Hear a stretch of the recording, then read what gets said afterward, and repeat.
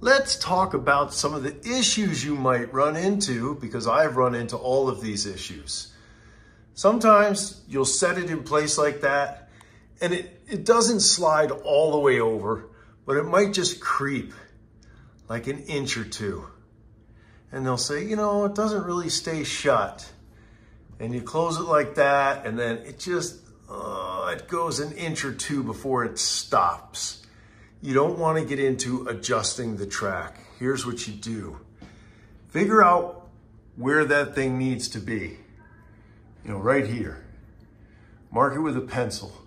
Then just take your angle grinder and make a little divot right in there. And then when that thing hits, it'll just get stuck in that divot.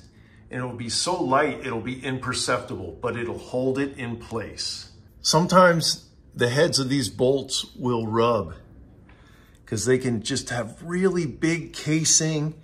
And even if you put a board up there, it's not enough, and you can't build this thing out too much before it starts sagging, especially with a big door. So if that happens, here's what you do, and you can only do this with a solid door. Take out your bolts and either use a router or a spade bit and recess that so that the head of your bolt becomes flush with the door. And then it won't be scraping against the casing anymore. Here's another thing that can happen, and I've only seen this in real old houses with funky plaster walls. The door works fine from here to here, but then when you open it, when you get right to there, it starts scraping. You know, why is it just scraping here, but not over here, or vice versa?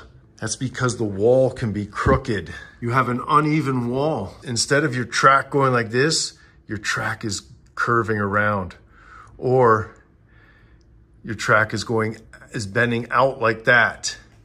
If that's the case, just figure out where the track needs to be out farther, and then take this off and stack some washers behind there.